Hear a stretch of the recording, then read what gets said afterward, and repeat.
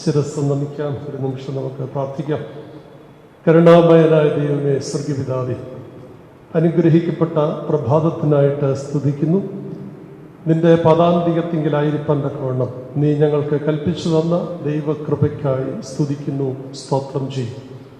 ഞങ്ങളുടെ നന്മയോ ശ്രേഷ്ഠതയോ അല്ല, തമ്പുരാന്റെ ദീർഘക്ഷമയും മഹാകരുണയുമാകുന്നു ഞങ്ങൾക്ക് ലഭിക്കുന്ന ഓരോ നിമിഷവും എന്ന് തിരിച്ചറിയുവാൻ നീ ഞങ്ങൾക്ക് തരുന്ന വലിയ വിവേകത്തിനായി ഞങ്ങൾ നിന്നെ സ്തുതിക്കുന്നു.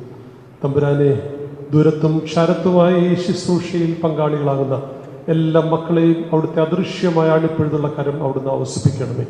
ദുഃഖിക്കുന്ന ഹൃദയങ്ങൾ സാന്ത്വനം കണ്ടെത്തുന്നതാവണമേ ഈ ശുശ്രൂഷ. വൈവിധ്യങ്ങളാകുന്ന വിഷയങ്ങളാൽ ആകുലപ്പെടുന്നവർക്ക് ആശ്വാസവും പ്രത്യാശയും നൽകുന്നതാവണമേ ഈ ശുശ്രൂഷ. സർവ്വനന്മകളാലും ഞങ്ങളെ നിറച്ചാത്ത സമസ്തവും ജീവൻ വെച്ചവന്റെ നാമത്തിൽ സമർപ്പിക്കുന്നു. കൃപയോടെ കേട്ട് ഉത്തരമർണ്ണമാറാകണമേ. ആമീൻ. ദൈവ നാമം മഹത്വപ്പെടട്ടെ. ചെങ്ങന്നൂർ ഭദ്രാസനത്തിൻ്റെ ആഭ്യന്തര സുവിശേഷ സംഘത്തിൻ്റെ ആഭിമുഖ്യത്തിൽ നടത്തപ്പെടുന്ന പ്രഥമ ഓൺലൈൻ റിട്രീറ്റിൻ്റെ യോഗത്തിലാണ് നാം ഇന്ന് സംബന്ധിക്കുന്നത്. അത് ഔപചാരികമായിട്ട് ഇടവക മെത്രാപ്പൊലീത്ത തിരുമനസ്സുകൊണ്ട് ഉദ്ഘാടനം ചെയ്തു. ജീവമന്ന എല്ലാവരിലും എത്തിക്കുവാൻ തക്കവണ്ണം അനുഗ്രഹത്തോടെ ഈ ശുശ്രൂഷ മുഖാന്തരമാവട്ടെ എന്ന് പ്രത്യേകമായിട്ട് പ്രാർത്ഥിക്കുക. അഭിവന്യ തിരുമേനി, ഭദ്രാസനത്തിൻ്റെ സെക്രട്ടറി വന്യ കാരക്കലച്ചൻ, സുവിശേഷ സംഘത്തിൻ്റെ പ്രധാന ചുമതല വഹിക്കുന്ന ജ്യേഷ്ഠ സഹോദരൻ വന്യനായ കൊക്കപ്പറമ്പിൽ അച്ഛൻ, പ്രത്യേകിച്ച് ഇവിടെ ഗാന ശുശ്രൂഷയിലൂടെ ഈ മഹത്തരമായ ഉദ്യമത്തിന് നല്ല തുടക്കം കുറിച്ച ഫിലോക്സ് സ്കൂൾ ഓഫ് ലിറ്റർജിക്കൽ മ്യൂസിക്, ഇത് ലോകത്തിൻ്റെ നാനാഭാഗത്തും ഈ ശുശ്രൂഷ എത്തിക്കുവാൻ തക്കവണ്ണം അത്യധ്വാനം ചെയ്യുന്ന ബഥേൽ ഭദ്രാസനത്തിൻ്റെ, ഈ ചെങ്ങന്നൂർ ഭദ്രാസനത്തിൻ്റെ ബഥേൽ ക്രിയേഷൻസിൻ്റെ അനുഗ്രഹീതരായിട്ടുള്ള പ്രവർത്തകർ, നാനായിടങ്ങളിലായി ഈ ശുശ്രൂഷയുടെ ഭാഗമാകുന്ന എല്ലാ പ്രിയപ്പെട്ടവരുമേ, ക്രിസ്തുയേശുവിൻ്റെ നിസ്തുല നാമത്തിൽ അവർക്കും സ്നേഹവന്ദനം. വളരെ അനുഗ്രഹകരമായിട്ടുള്ള ഒരു സന്ദേശത്തിലൂടെ ഈ ചടങ്ങ് ഉദ്ഘാടനം ചെയ്യപ്പെടുകയുണ്ടായി. തീർച്ചയായിട്ടും ഈ ശുശ്രൂഷ കൂടുതൽ പ്രോജ്വലമാകുവാൻ തക്കവണ്ണം, നിലനിൽക്കുവാൻ തക്കവണ്ണം, അനേക ആത്മാക്കൾക്ക് സാന്ത്വനമരുളുന്ന ശുശ്രൂഷയായി പരിണമിപ്പാൻ തക്കവണ്ണം ദൈവം ഇടയാക്കട്ടെ എന്ന് പ്രത്യേകമായിട്ട് പ്രാർത്ഥിക്കുക. ആധുനിക ലോകത്തിൻ്റെ ഒരു പരിച്ഛേദം പരിശോധിച്ചാൽ രണ്ട് തലങ്ങൾ ദൃശ്യമാണ്. ഒരു ക്രോസ് സെക്ഷൻ പരിശോധിച്ചാൽ രണ്ട് തലങ്ങൾ ദൃശ്യമാണ്. ഒരു വശം മനോജ്ഞമായ, പ്രത്യേകിച്ച് ശാസ്ത്രത്തിൻ്റെയൊക്കെ പിൻബലത്തോടെ അതിൻ്റെ പാരമ്യതയിലെത്തി നിൽക്കുന്ന ചിത്രമാണ്. ഇത് ഒരു കാലത്ത് ഞാൻ പറഞ്ഞെങ്കിൽ ഇപ്പോൾ അല്പം തിരുത്തി പറയാൻ ഞാൻ ആഗ്രഹിക്കുകയാണ്. ഇന്ന് ഈ പാരമ്യതയൊന്നും ദൃശ്യമല്ല, അതിൻ്റെ മറുവശം മാത്രമേ ഉള്ളൂ. കേവലം ഒരു സൂക്ഷ്മാണുവിൻ്റെ മുമ്പിൽ മുട്ടുകുത്തി നിൽക്കുന്ന, ആ വാക്ക് വീണ്ടും ഞാൻ മാറ്റട്ടെ, കൂപ്പുകുത്തി കിടക്കുന്ന ലോകത്തിൻ്റെ വളരെ പരിതാപകരമായൊരു ചിത്രമാണ്. ഒരുപക്ഷെ വലിയ രാജ്യങ്ങളൊക്കെ, വികസിത രാജ്യങ്ങളൊന്നൊക്കെ വളരെ അഭിമാനം കൊണ്ട് ലോക പോലീസായിട്ടൊക്കെ നടന്നപ്പോൾ, എല്ലാം അവരുടെ വിരത്തുമ്പിലുണ്ട് എന്നൊക്കെ ആഘോഷിച്ചപ്പോൾ, ഇന്ന് ചരിത്രം തിരുത്തി കുറിച്ചിരിക്കുകയാണ്. എല്ലാവരും മുട്ടുമടക്കിയിരിക്കുകയാണ്. വല്ലാത്ത ഒരു പ്രതിസന്ധി, ചരിത്രത്തിന്റെ വല്ലാത്തൊരു ദശാസന്ധിയിലൂടെയാണ് ഞാനും നിങ്ങളുമൊക്കെ കടന്നു പോകുന്നത്. ഇവിടെയാണ് ഇപ്രകാരമുള്ള ശുശ്രൂഷയുടെ മഹത്വവും മഹാത്മ്യവും നാം ഉൾക്കൊള്ളേണ്ടത്. പ്രത്യേകിച്ച് അഭിവന്യ തിരുമനസ് ഓർമ്മിപ്പിച്ചതുപോലെ ആദിമ ശിഷ്യ സമൂഹം വാതിലടച്ച് ഭയാശങ്കകളോടെ ഇരുന്നെങ്കിൽ ഇന്ന് അക്ഷരാർത്ഥത്തിൽ ഭയപ്പാടില്ലാത്ത ഒരു വ്യക്തി പോലും ഈ ലോകത്തുണ്ടോ? എല്ലാവരും പേടിക്കുകയാണ്. മരണത്തെ പേടിക്കുന്നു, രോഗത്തെ പേടിക്കുന്നു. ഇതിനപ്പുറം എന്തെന്നില്ല, വല്ലാത്ത ആശങ്കയാണ്. ഒരുപക്ഷെ വിദൂരമല്ലാത്ത ഭാവിയിൽ ലോകം മുഴുവൻ നേരിടുന്ന ഒത്തിരി പ്രതിസന്ധികളുണ്ട്. സാമ്പത്തിക രംഗത്തെ അരക്ഷിതാവസ്ഥ, പ്രത്യേകിച്ചുണ്ടാകാൻ പോകുന്ന പട്ടിണിയും അതുപോലെയുള്ള ദാരിദ്ര്യം, ഇതുപോലെയുള്ള വൈവിധ്യങ്ങളാകുന്ന വിഷയങ്ങൾ കൊണ്ട് സങ്കീർണമാകുന്ന ഒരു ലോകത്തിലാണ് ജീവിക്കുന്നത്.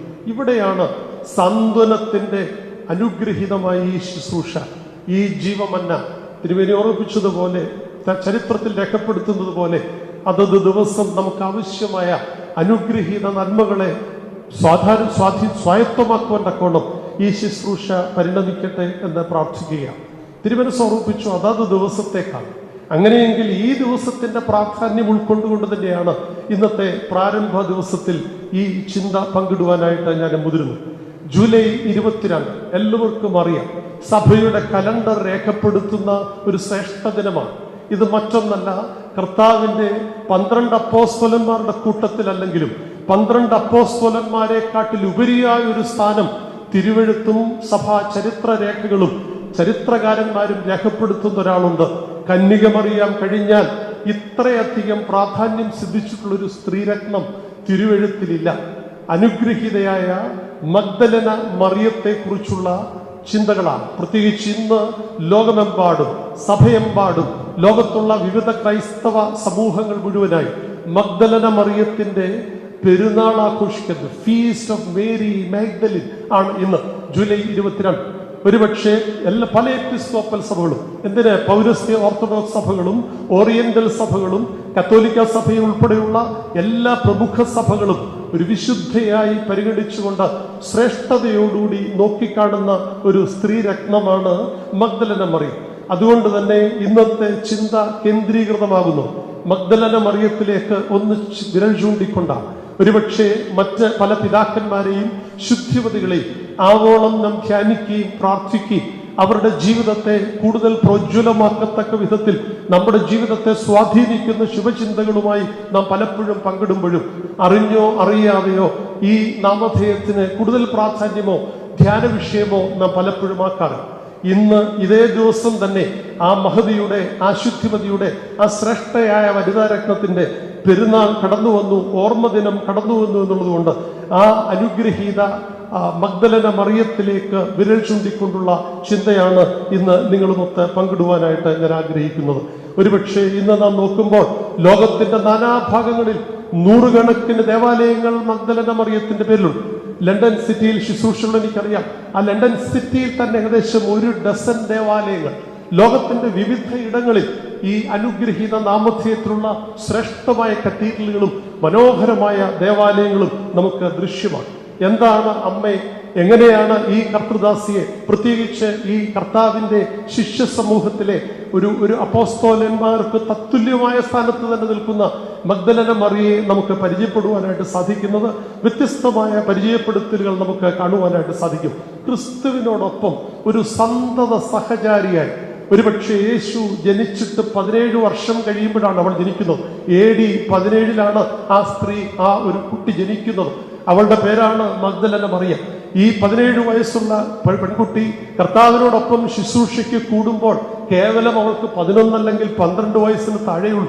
തമ്പുരാൻ ക്രൂശാരോഹണം ചെയ്യപ്പെടുമ്പോൾ കേവലം 14 വയസ്സ് മാത്രമുള്ള ഒരു കൊച്ചുകുട്ടിയാണ്, ഒരു കൗമാരപ്രായത്തിലുള്ള കൊച്ചുകുട്ടിയായിട്ടാണ് ചരിത്രകാരന്മാർ ഈ മഹതിയെ പരിചയപ്പെടുത്തുന്നത്. യേശുവിനോടൊപ്പം അനുധാവനം ചെയ്ത ഒരു നിഴലുപോലെ യേശുവിനോടൊപ്പം സഹചാരിയെ നടന്ന ഒരു സ്ത്രീ രത്നമാണ് ഈ അനുഗ്രഹീതയായ സ്ത്രീ, പ്രത്യേകിച്ച് ഈ മഗ്ദലന മറിയത്തിൽ നാം കാണുന്നത്.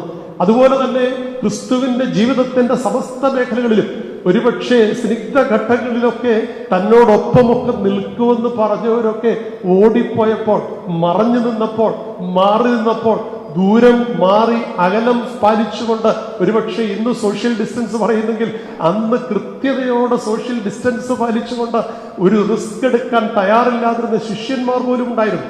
അവരുടെയൊക്കെ നടുവിൽ ഈ സ്ത്രീരത്നം വ്യത്യസ്തയാകിയാണ്. കുരിശിന്റെ ചുവട്ടിൽ അമ്മയെ ചേർത്ത് നിർത്തി സ്വാന്തനിപ്പിച്ചുകൊണ്ട് നിൽക്കുന്ന ഈ സ്ത്രീത്വത്തെ ആർക്ക് ചരിത്രത്തിൽ വിസ്മരിക്കുവാൻ സാധിക്കും?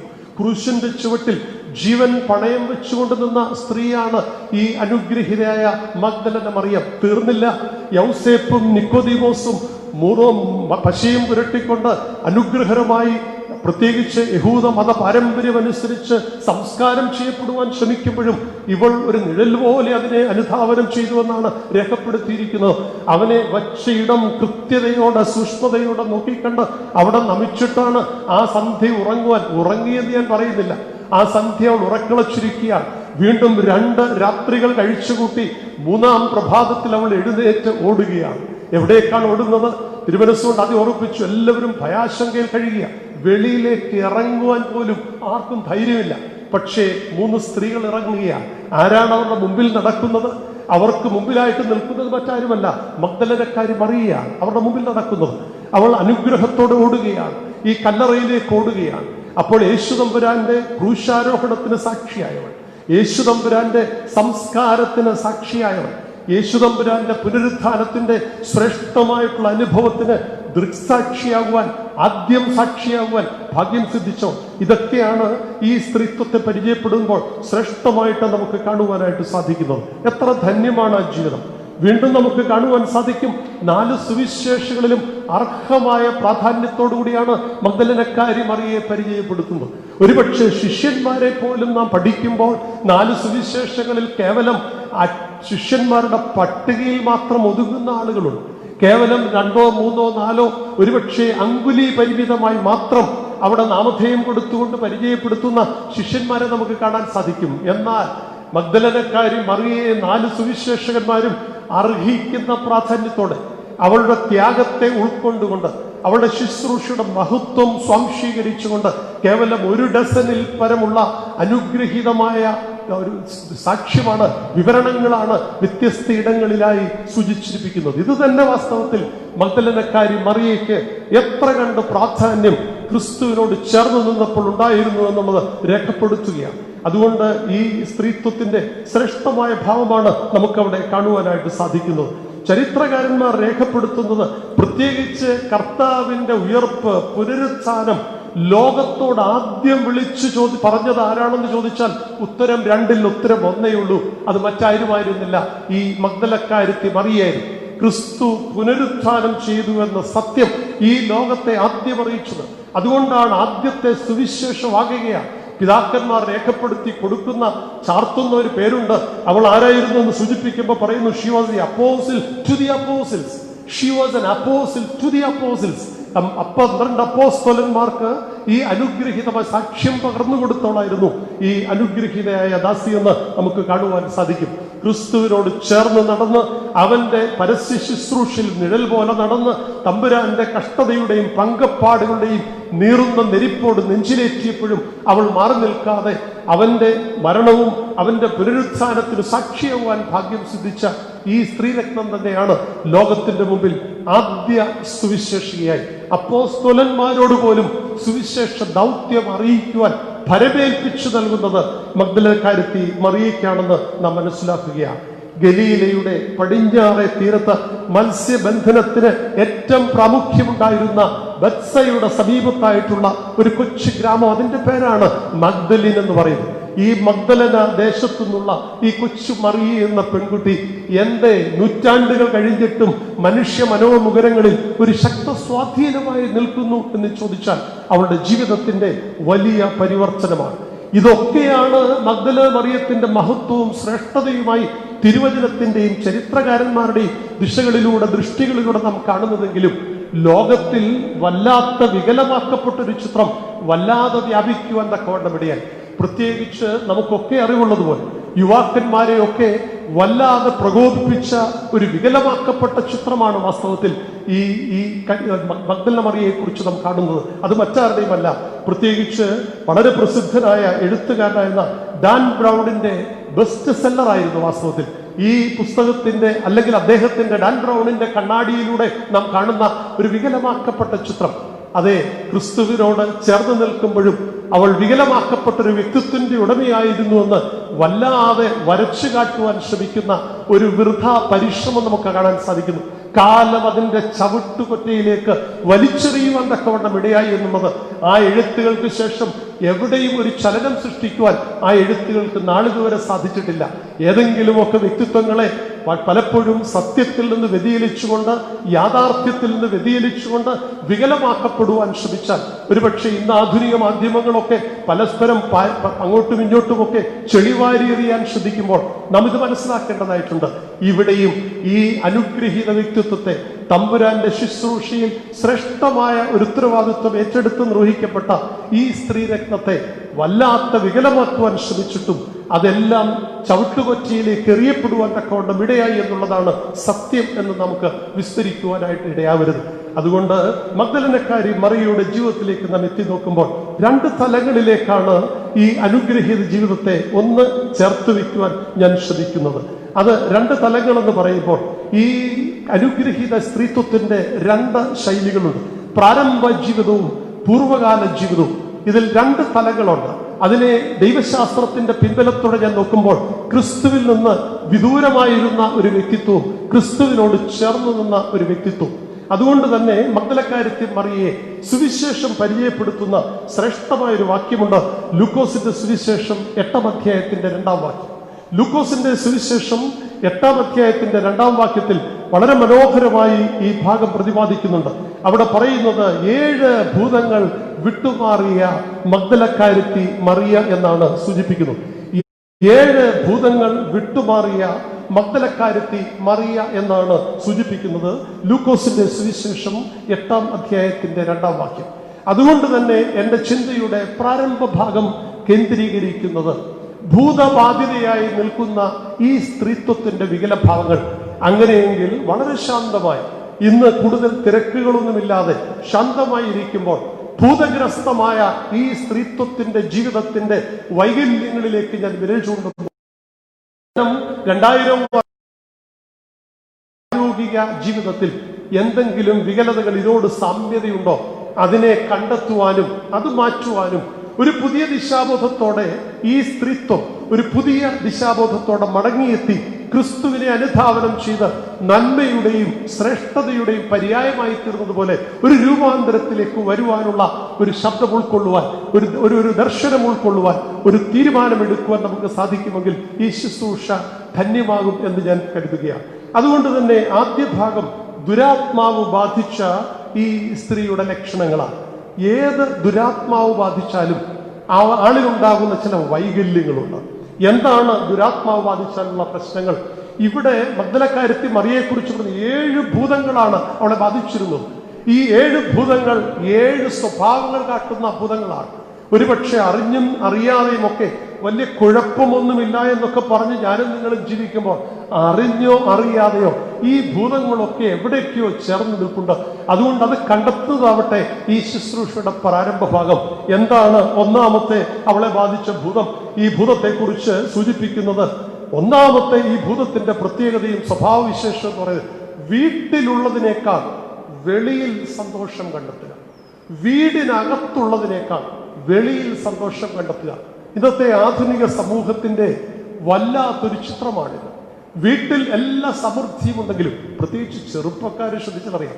ഇന്നിപ്പോ കൊറോണ കാലമായതുകൊണ്ട് വീടിനകത്ത് ഒതുങ്ങുകയാണ്. പക്ഷെ മറ്റേത് സന്ധ്യയാകുമ്പോൾ വീട് വിട്ടിറങ്ങുന്ന ഒരു പാരമ്പര്യവും ശൈലിയും പല ആളുകൾക്കുമുണ്ട്.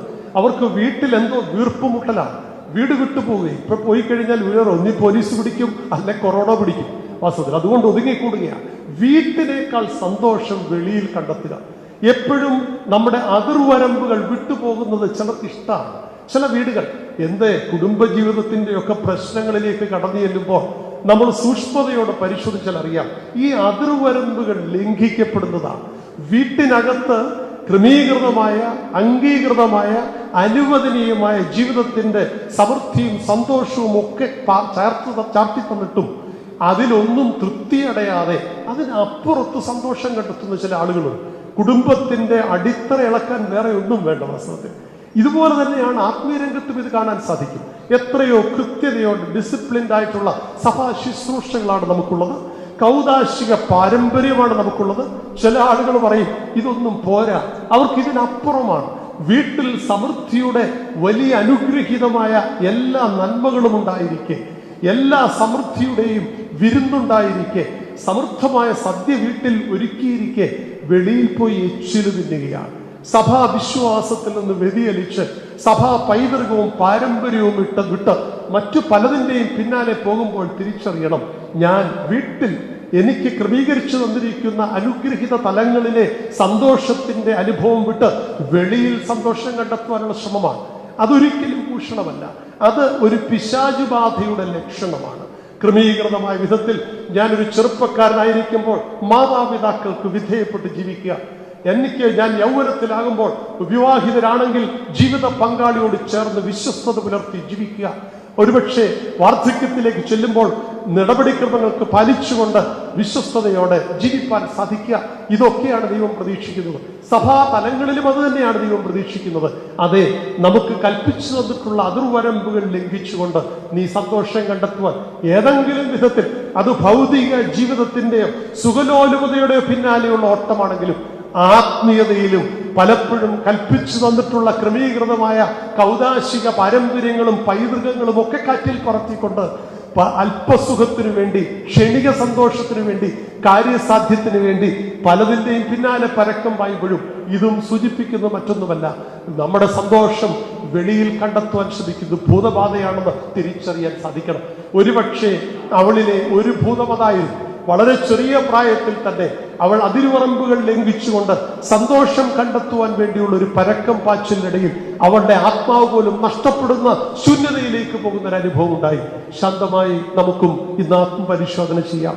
എന്റെ സന്തോഷം എനിക്ക് തമ്പുരാൻ കൽപ്പിച്ചാക്കിയിരിക്കുന്ന കുടുംബത്തിൽ ഒതുങ്ങി നിൽക്കുന്ന ശ്രേഷ്ഠതയുടെ അനുഭവമാണോ? അതിർവരമ്പുകൾ ഒരു വിധത്തിലും ലംഘിക്കാതെ സന്തോഷം പൂർണ്ണമാകുന്ന, എന്റെ ക്രിസ്തുവിനോട് ചേർന്ന് സന്തോഷം പൂർണ്ണമാക്കുന്ന അനുഭവമാണോ? സഭാവിശ്വാസത്തിന്റെ പിൻബലത്തോടും അതിന്റെ അളവ് പോലെ വെച്ച് നോക്കുമ്പോഴും പിതാക്കന്മാർ അനുഗ്രഹത്തോടെ എന്നെ വിശ്വാസത്തിൽ കൊണ്ടുവന്ന ആ ട്രാക്ക് വിട്ടാണോ ഞാൻ ഓടുന്നത്? നശ്വരമായ സന്തോഷത്തിനു വേണ്ടി എവിടെയും എങ്ങനെയും ആകാമെന്നുള്ള ചിന്തകളിലാണോ ഞാനും നിങ്ങളുമൊക്കെ ജീവിക്കുന്നത്? ഇത് സൂക്ഷ്മശോധന ചെയ്യുവാൻ തക്കവണ്ണം ഇടയാണ്. ഈ ചിന്തയിലേക്ക് വീണ്ടും നാം കടന്നു വരുമ്പോൾ രണ്ടാമത്തെ ഭൂതലക്ഷണം എന്ന് പറയുന്നത്, അവിടെ ഈ ഭൂതത്തിന്റെ വാസം കല്ലറയിലാണ്. മർക്കോസിന്റെ സുവിശേഷം 5-ാം അധ്യായത്തിന്റെ 1 മുതൽ 5 വരെയുള്ള ഭാഗങ്ങൾ പഠിക്കുമ്പോൾ ലഗിയോൻ ബാധിച്ചൊരു മനുഷ്യനെ കുറിച്ച് പറയുന്നു. അവിടെ പറയുന്നത് അവന്റെ വാസം കല്ലറയിലാണ്.